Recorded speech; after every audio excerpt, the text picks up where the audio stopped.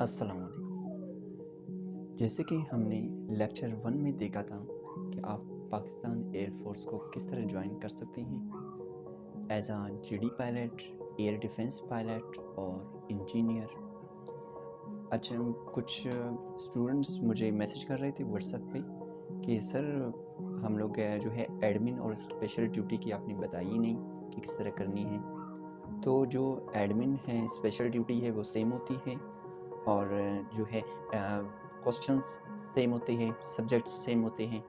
सिर्फ जो है मैथ एडमिन और स्पेशल ड्यूटी में मैथ होती है और जो है जीडी पायलट में नहीं होती। इतना समझ आ गया आप लोगों को? अब आते हैं हम लोग इसके सिलेबस पे। सिलेबस से पहले अच्छा, मुझे एक बात याद आ गई। कुछ स्टूडेंट्स पूछ रहे थे सर ये एडमिन का जो है काम क्या होता है, एयरफोर्स में काम क्या होता है, इसका क्या काम करना होता है। देखिए, एडमिन का मतलब जो एडमिन है ना, उसका पूरा फॉर्म है एडमिनिस्ट्रेशन। एडमिनिस्ट्रेशन कहा जाता है इंतज़ामिया को। समझ आ गया? अब इंतज़ामिया किस तरह इंतज़ामिया, एयरफोर्स में इनका मुख्तलिफ काम होता है। ये इंतज़ामिया का काम करते हैं, एडमिनिस्ट्रेशन का काम करते हैं। एयरफोर्स में कोई चीज़ ज़रूरत हुई, जैसे कि कोई डॉक्यूमेंट्स वगैरह संभालना या कोई फंक्शन करवाना या कुछ करवाना, ठीक है, तो ये क्या है, ये कौन करवाता है? एडमिनिस्ट्रेशन करवाता है, इंतज़ामिया। ठीक है, समझ आ गया? इसका जो है यूनिट के अंदर काम होता है, यूनिट से बाहर काम नहीं होता। जौन सा जो है यूनिट होगा आपका, वहीं पे आपका काम होगा। इतना समझ आ गया? अब चले आते हैं हम लोग सिलेबस में। सिलेबस में मैंने आपको बताया था सबसे पहले आपका इंटेलिजेंस का होगा। इंटेलिजेंस की 2 एग्ज़ाम हैं। पहला है वर्बल, दूसरा है नॉन वर्बल। वर्बल के क्वेश्चंस इस टाइप के होते हैं, नॉन वर्बल के इस टाइप के होते हैं। इतना समझ आ गया आपको? आगे मैं इंशाल्लाह वर्बल और नॉन वर्बल की अलग से वीडियो भी लाऊंगा आप लोगों के लिए, वरना ये वीडियो बहुत लंबी हो जाएगी अगर इसी वीडियो में मैंने पूरी बताई। आते हैं हम लोग अब इंग्लिश की तरफ। बैठे, इंग्लिश में जो है आपके पार्ट्स ऑफ स्पीच, ठीक है, सबसे पहले आपने पार्ट्स ऑफ स्पीच अपने क्लियर करने हैं। पार्ट्स ऑफ स्पीच से सबसे ज़्यादा क्वेश्चंस आते हैं। 100% में से 60% आपकी जो हैं पार्ट्स ऑफ स्पीच से आते हैं। 8 पार्ट्स ऑफ स्पीच हैं जो वो। फिर आपकी जो है पार्ट्स ऑफ स्पीच में 14 से 50% आपकी प्रीपोजिशंस होते हैं।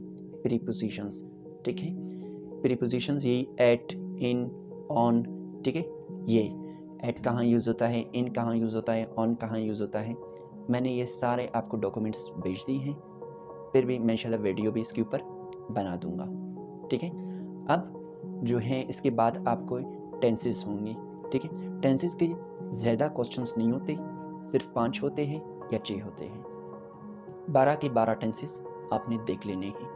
फिर आपके जो हैं active passive voice, active passive voice के बाद direct indirect. Active passive voice भी 5 आते हैं या 6, या बिल्कुल कभी कभी आते ही नहीं हैं, ठीक है। डायरेक्ट इनडायरेक्ट का भी यही है, 5 आते हैं या 6, या तो आते ही नहीं हैं, ठीक है। वैसे आपने वो कर लेना है क्योंकि अक्सर आ जाते हैं, एक एक स्टूडेंट के लिए आते हैं, एक एक स्टूडेंट के लिए नहीं आते, तो आपने ये भी देख लेनी है। सबसे ज़्यादा क्वेश्चंस प्रीपोजिशंस और पार्ट्स ऑफ स्पीच से होती हैं। इसके बाद आपके जो है स्पेलिंग करेक्ट्स देखे जाते हैं। कुछ आपको वर्ड्स जो है वो दिखा देंगे, उस वर्ड्स की स्पेलिंग करेक्ट आपने देखने हैं कौन से स्पेलिंग करेक्ट है, जैसे कि लेफ्टिनेंट, ठीक है, कैप्टन, नॉलेज, ठीक है, इस तरह की। सी मैं आपको वो जो हैं वर्ड्स आपको स्क्रीन के ऊपर शो होंगे, मैं शो करवा दूंगा, ठीक है। जो है ये वर्ड्स अक्सर यही वर्ड्स आपको जो है देते हैं स्पेलिंग करेक्ट के लिए।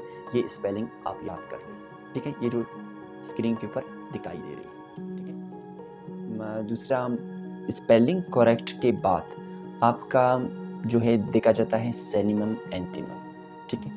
सिनोनिम एंटोनिम आपके 5 आते हैं या 6 आते हैं। स्पेलिंग करेक्ट्स भी 5 आते हैं या 6 आते हैं, ठीक है। सिनोनिम एंटोनिम भी आपको शो हो रहे होंगे, ज़्यादातर यही आते हैं और ज़्यादा नहीं आते, ठीक है। शायद किसी के लिए कुछ ज़्यादा हो, लेकिन अक्सर यही आती है, ठीक है। आप फिर भी जो है ये आप तुक्का भी लगा सकते हो, ठीक है, क्योंकि जो है 4-5 हज़ार सिनोनिम एंटोनिम है, सारे आप जो है बैठ के आप याद करने लगोगे तो दूसरे कौन करेगा भाई, सोचने की बात है, ठीक है। अब एक चीज़ और आपके जो है देखी जाती हैं, जो मतलब टेस्ट ली जाती हैं वो इंग्लिश में, वो कुछ अलग क्वेश्चंस होते हैं। चले आते हैं वो क्वेश्चंस किस तरह होते हैं। इंग्लिश में कुछ इस टाइप के क्वेश्चंस भी होते हैं। Young one of man is called baby, young one of duck is called duckling, young one of sheep is called lamb. इस टाइप के क्वेश्चंस भी होते हैं इंग्लिश में और ज़्यादा होते हैं। अब कुछ इस टाइप के भी क्वेश्चंस होते हैं। Who hunts the animals is known as hunter. Who works on wood is known as carpenter. Who works on gold is known as goldsmith. अब कुछ इस टाइप के भी क्वेश्चंस होते हैं।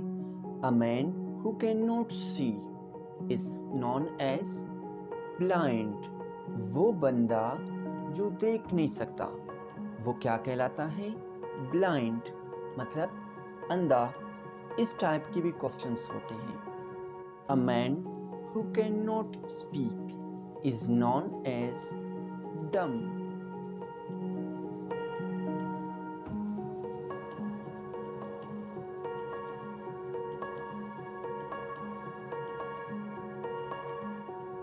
अब आते हैं हम लोग फिजिक्स के ऊपर। फिजिक्स के आपके जो हैं 9th 10th फर्स्ट ईयर और सेकेंड ईयर के क्वेश्चंस आते हैं।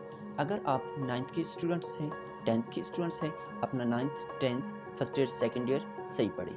अगर आपने पढ़ लिया है, सेकेंड ईयर कंप्लीट है आप लोगों का, आपका टेस्ट नज़दीक है, जैसे कि 1 महीना रहता है या 15 दिन रहता है, या जो है आपने रजिस्ट्रेशन कर ली है, आपके कुछ टेस्ट से जो है रहते हैं, तो आप 9th और 10th की याद ना करें, मेरे साथ कांटेक्ट करें। मैं आपको वो नोट्स सेंड करता हूँ जो डेली जो हैं हर बार रिपीट होते हैं। वैसे आपको स्क्रीन के ऊपर शो हो रहा होगा कि फ़िज़िक्स के अक्सर इन चैप्टरों में से जो है आते हैं। ये जो है पाकिस्तान एयरफोर्स वालों ने अपने ऑफिशियल पेज पे भी दिया हुआ है कि इन्हीं चैप्टर से हम लोग क्वेश्चंस फिज़िक्स की हम लोग देखते हैं मैथ का, जो इंजीनियर, एडमिन और इसके साथ एयर डिफेंस पायलट वाले हैं। देखिए, जो आप लोगों का मैथ है, मैथ सबसे पहले आपने बेसिक्स अपने देखने हैं। आपका अगर बेसिक ठीक नहीं तो आप जो है कभी जो है मैथ में आगे नहीं जा सकोगे और टेस्ट भी पास नहीं कर सकोगे। वैसे जो है बेसिक्स से ज़्यादा आपके क्वेश्चंस आते हैं। मेरे साथ कांटेक्ट करें, मैं इंशाल्लाह आपको सेंड कर दूंगा व्हाट्सएप पे। जिन्हें मैंने सेंड कर दिया है वो याद कर लें, जिन्हें सेंड नहीं किया है व्हाट्सएप पे कांटेक्ट करें, ठीक है। वैसे जो हैं आपके मैथ के भी पूछे जाते हैं सबसे ज़्यादा 9th 10th फर्स्ट ईयर और सेकेंड ईयर्स के। ऐसा कभी नहीं होता कि आप भाई फर्स्ट ईयर के स्टूडेंट्स हैं और आपसे जो है क्वेश्चंस पूछा जाए मास्टर के, ऐसा कभी नहीं होता। आपकी यही क्वेश्चंस अगर आपने सही पढ़े हैं अपना first year second year 9th और 10th, तो आप जो है टेस्ट भी अच्छी तरह दे सकोगे। अगर आप पढ़ रहे हो अभी तो जो है अपने मैथ पे सही तवज्जो दें, अपने फिजिक्स पे सही तवज्जो दें, अपने इंग्लिश पे सही तवज्जो दें। यही सिलेबस है, यही चीज़ें हैं और कुछ नहीं। अब आते हैं हम लोग मेडिकल के ऊपर। अच्छा, मेडिकल में दूसरी वीडियो में बताऊंगा, वरना ये बहुत लंबी